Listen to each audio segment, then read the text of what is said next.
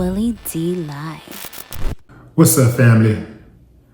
A woman gave her opinion on what may have motivated an ICE agent to gun down Renee Good in Minneapolis.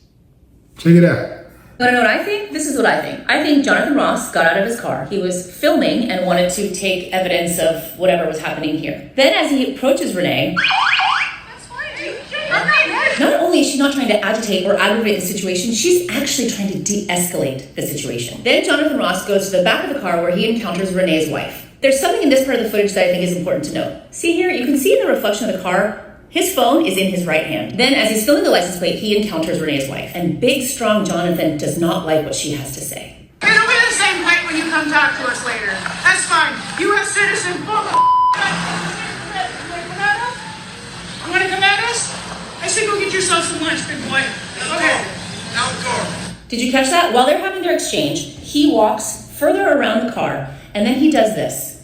He switches the phone from his right hand to his left hand, because what side of his body is his firearm on? See? He was ready. He switched his phone from his right hand to his left hand so his right hand could be ready. This was before the car was moving, because Renee only started driving forward once this guy started pulling on her door trying to open it. But Jonathan Ross already had his gun unholstered. I mean, what does that tell you? Here's what I think. I don't think Jonathan liked that these two women were getting in his way. I don't think that he liked that these two women were emasculating him and making him feel small. Go get a sandwich, big boy. He doesn't like that feeling. He's the big, strong man. And how dare these bitches make him feel like that? And is anyone shocked that these ICE agents are not only racist, but they're also fucking misogynists? He didn't like that these women were standing up to him. He didn't like that they were in his way. You can even hear it after he puts 3 bullets in Renee's fucking face. He says this. He doesn't care that the woman that he just shot 3 times was dead or alive, but he made sure that he called her a fucking bitch. And again, her tires were to the right. His body was to the left. If she wanted to run him over, she would have gone straight. I'm no forensics expert. I'm no crime scene investigator, but I'm seeing what I saw.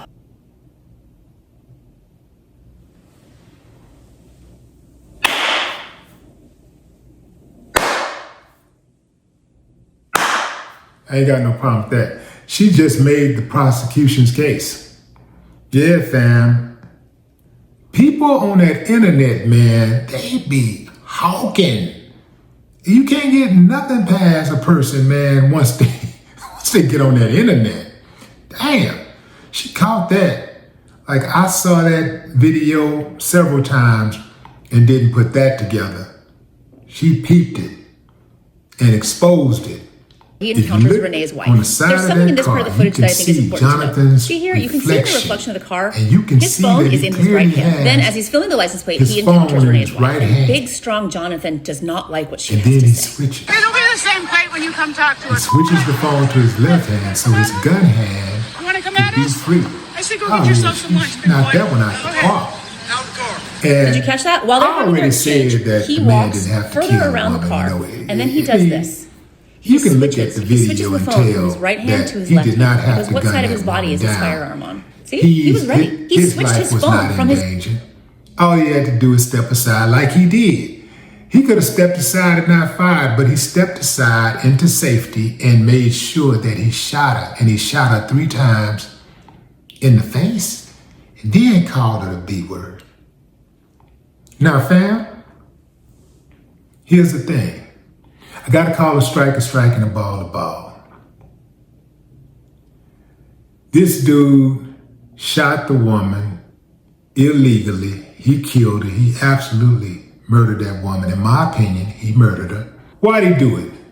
For the same reason law enforcement all over this country kill black people every day. Because he could. Yeah, and he knew he'd be good. He knew that he was going to be backed up by Donald Trump, your president. He knew that law enforcement would back him up. He knew that Congress would back him up. See, Congress is the reason why law enforcement runs amok. They're the reason for all of the criminals in law enforcement, because they have mandated excuses for them and a pass for them. They've mandated exoneration for them. Like, yo, man, look, as long as you don't kill us. Have you ever noticed that law enforcement never killed a member of Congress? You ever notice that? Yeah, they never kill law enforcement. They ain't killing city councilmen. They ain't killing Congress members. These are the people that allow these police officers to get away with murder. Yeah, you want to know the truth? Yeah. Now, here's some more truth. If Renee was not a gay woman, we probably wouldn't be talking about this right now. This probably would not be all over the news everywhere. See, because Renee is gay and media is controlled by the LGBTQ community.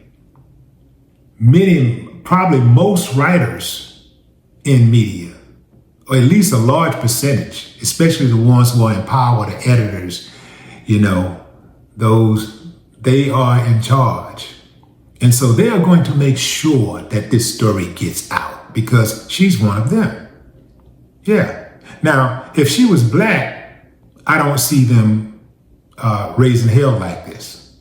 You see?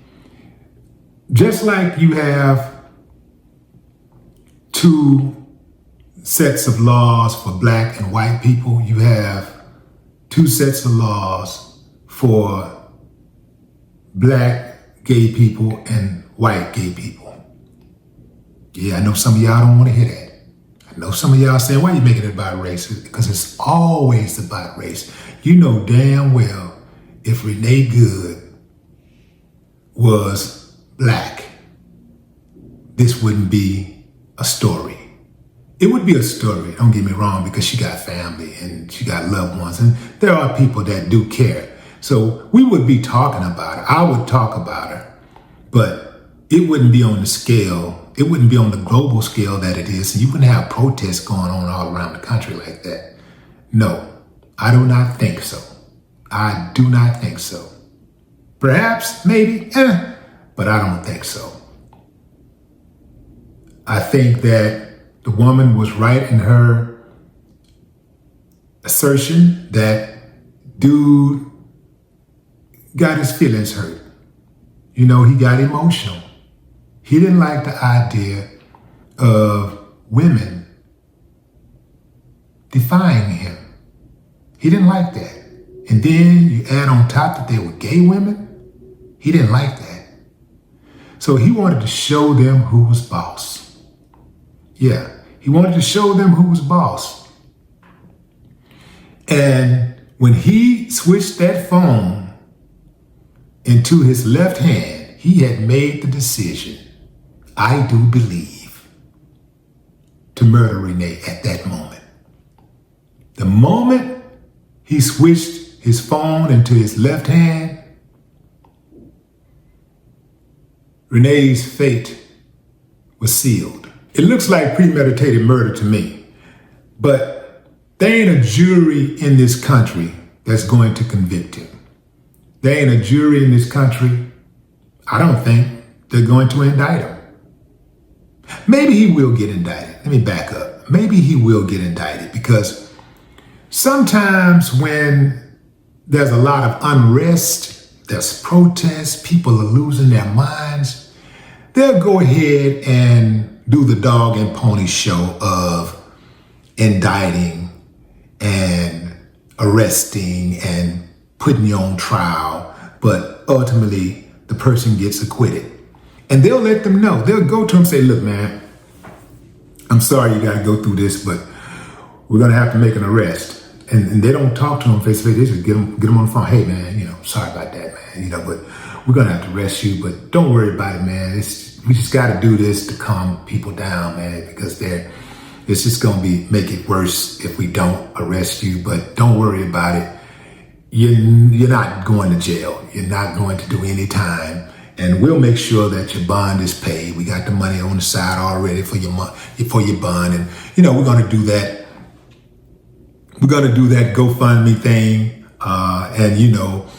Our uncivilized mutts who are faithful and loyal to our cause, they're going to donate by the hundreds of thousands So you're going to be taken care of financially. Your family will be taken care of. You're doing the work that we hired you to do. So don't worry about it. But we just got to go through these steps. This is protocol when we do stuff like this. It's just to calm the public down. That's it. Don't worry about it. And that's why a lot of times you see those guys on the hook for murder. They're so confident when they walk into the courthouse. They're just so confident. But sometimes they're told to, hey, you got to sell it. Now you're looking too confident. Now you're looking too damn confident.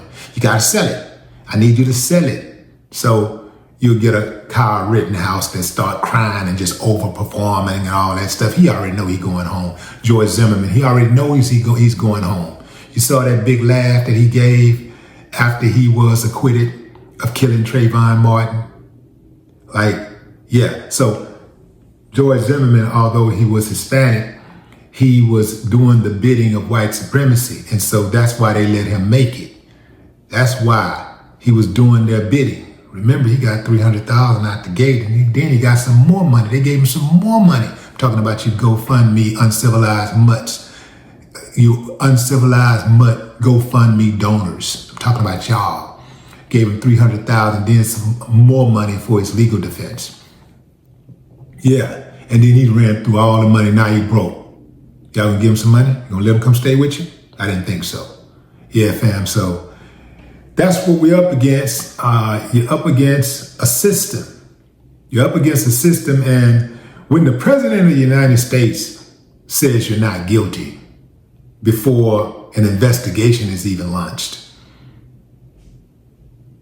you're probably going to be found not guilty. You're probably going to be not guilty when the president of the United States chimes in and immediately says, within 24 hours, she was a terrorist, an agitator. They were agitators. That's what the president said.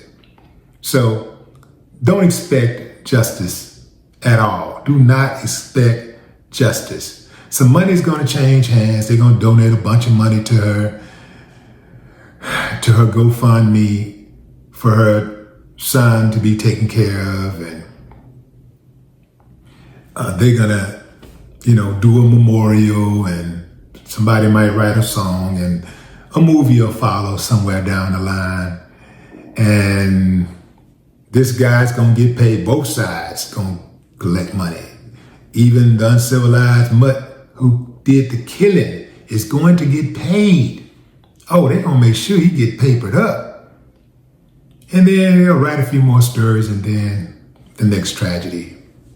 Here we go, it's on to the next. I would be remiss if I did not say this. Family, if you ever find yourself in the position of a Renee Good where you are behind the wheel of your vehicle and a police officer is standing outside of your vehicle, you do not drive off under any circumstances because they will kill you. They already have a reason. Do not give them an excuse. No more talk.